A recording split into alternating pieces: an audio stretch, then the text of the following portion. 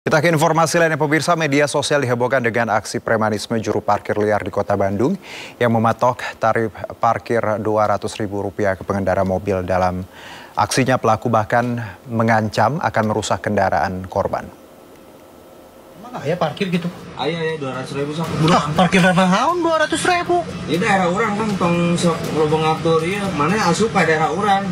Ya bisa gitu lah Kak, kayak peraturan naon oge atuh. Justru itu peraturan teu urang kan. Inilah aksi premanisme seorang lelaki diduga juru parkir liar yang meminta biaya parkir kendaraan sebesar Rp200.000. Dengan nada lantang, sang juru parkir liar menuding kendaraan tersebut parkir di wilayahnya dan harus mengikuti aturan yang ia terapkan. Bahkan ia mengancam akan membuat mobil sang perekam lecet jika menolak permintaannya. Orang bertanggung jawabnya mau mobil mana lecetnya. Baik. Mendapati laporan tersebut, Wali Kota Bandung melalui PLT Kepala Dinas Perhubungan Kota Bandung, Asep Koswara, meminta pelaku segera diamankan. Ini kami lagi meneliti, menelusuri, dan mencari di mana lokasinya dan siapa pelakunya, agar membuat efek jerah bagi pelaku-pelaku yang merugikan orang lain. Itu salah satunya. Karena itu salah satunya adalah bentuk dari premanisme. Sesuai peraturan Wali Kota Bandung nomor 66 tahun 2021, tarif layanan parkir untuk kendaraan besar bahkan sekelas truk kontainer hanya sebesar Rp7.000. Atas kejadian ini, Asep pun mengimbau setiap pemilik kendaraan yang berada di Kota Bandung untuk memarkir di lokasi yang dijaga juru parkir resmi. Dari Bandung, Jawa Barat, Billy Maulana Finkran, iNews melaporkan. Seorang oknum dokter PPDS nekat merekam seorang mahasiswi saat tengah mandi di sebuah kamar indekos di kawasan Cempaka Putih, Jakarta Pusat. Korban yang mengetahui perbuatan pelaku bersama teman-temannya langsung menangkap dan membawanya ke kantor polisi.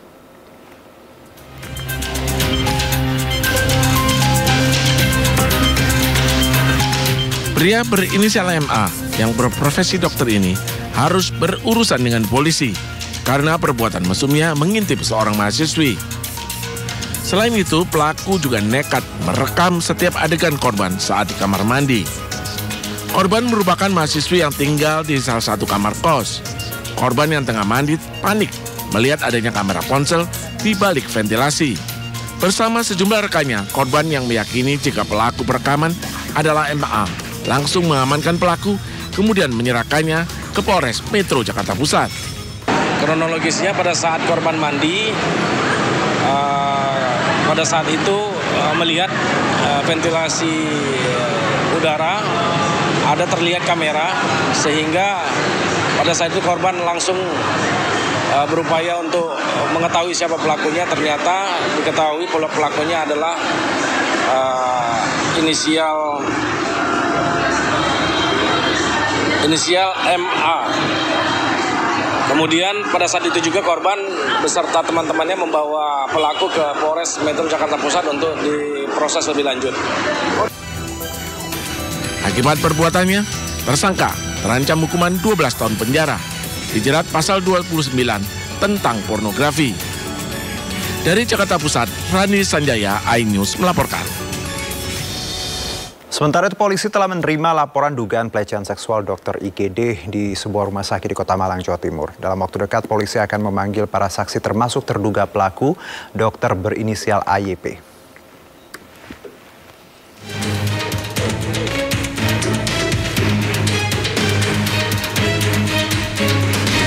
Penyelidikan kasus dugaan pelecehan seksual terhadap selebgram asal Bandung berinisial KAR terus berlanjut.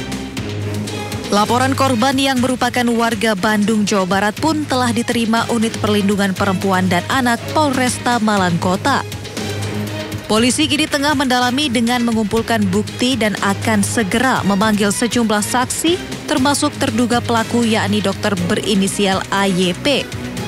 Polisi pun mengimbau jika ada korban lain dari terduga pelaku untuk tidak takut melapor.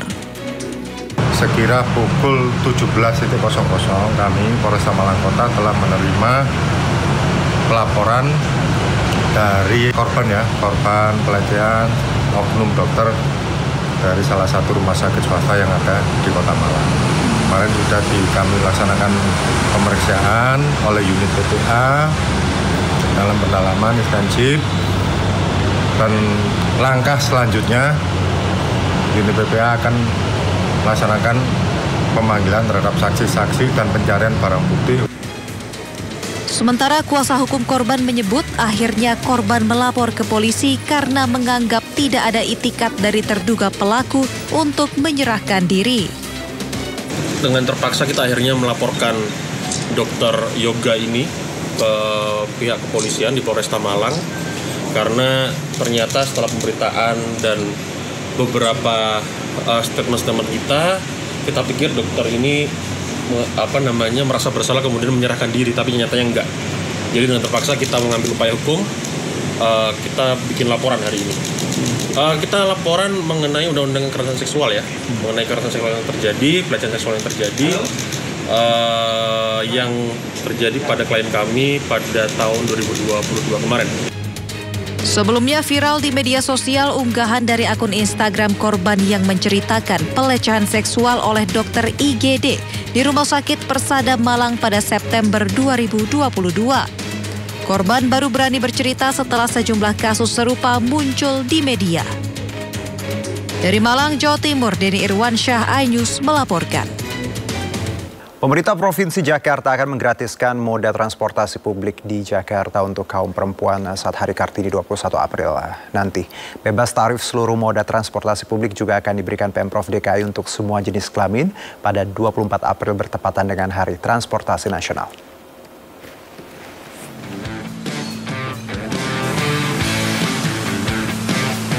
Kabar gembira bagi Anda warga Jakarta dan sekitarnya yang berjenis kelamin perempuan. Pada peringatan Hari Kartini 21 April esok, semua kaum hawa akan bebas menumpangi moda transportasi publik di Jakarta secara gratis alias tanpa dipungut tarif. Selain bus Transjakarta, transportasi publik yang bisa ditumpangi wanita secara gratis adalah MRT dan LRT. Sementara pada Hari Transportasi Nasional 24 April mendatang, Pemprov juga akan kembali menggratiskan moda transportasi massal sekaligus peluncuran trayek baru Trans Jabodetabek rute Blok M Alam Sutra Tangerang. Kami akan menggratiskan seluruh trayek, termasuk MRT, LRT, Transjakarta, bagi siapapun mau laki mau perempuan gratis. Pramono meminta para penumpang agar tertib saat menumpangi moda transportasi publik, baik selama di halte atau stasiun hingga ke dalam rangkaian. Dari Jakarta, Rani Sanjaya, iNews melaporkan. Pemirsa, tim negosiator Indonesia bertemu dengan sejumlah kementerian Amerika Serikat untuk membahas soal tarif impor baru Presiden Trump. Menko Perekonomian Erlangga Hartarto bertemu dengan United States Trade Representative US T.R. Jamieson Greer. Dalam pertemuan keduanya menghasilkan kesepakatan yang rencananya akan dicapai dalam 60 hari ke depan. Selain bertemu dengan USTR, Erlangga juga bertemu dengan Menteri Perdagangan Amerika Serikat Howard Lutnick. Target utama tim negosiasi adalah menurunkan tarif impor yang dibebankan oleh pemerintah Amerika Serikat kepada Indonesia. Sementara itu, Menteri Luar Negeri Indonesia Sugiono bertemu dengan Menteri Luar Negeri Amerika Serikat Marco Rubio. Pertemuan antara kedua Menteri Luar Negeri ini membahas sejumlah isu ekonomi dan geopolitik, salah satunya terkait tarif impor Amerika. Indonesia pun mengundang Amerika Serikat untuk berinvestasi di sektor mineral kritis. Menlu Sugiono menjadi Menteri Luar Negeri pertama ASEAN yang diterima Menlu Amerika Serikat di Washington, D.C.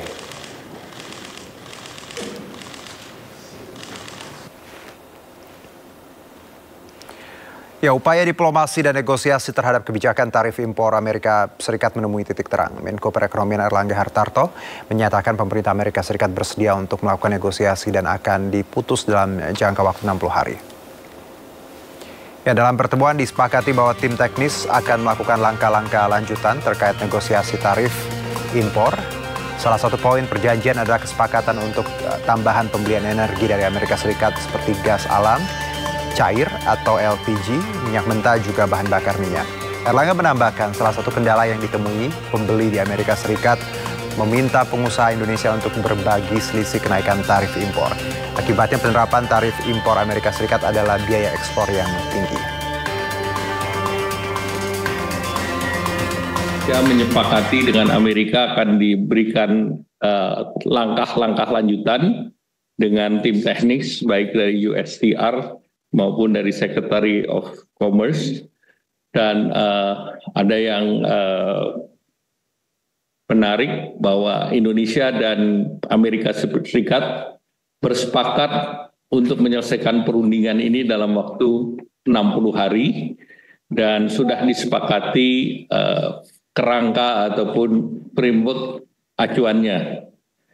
Dan formatnya pun sudah disepakati, yaitu format dari framework perjanjian tersebut, dan scopingnya termasuk kemitraan perdagangan investasi, kemitraan dari mineral penting, dan juga terkait dengan reliabilitas daripada koridor rantai pasok yang mempunyai resiliensi tinggi.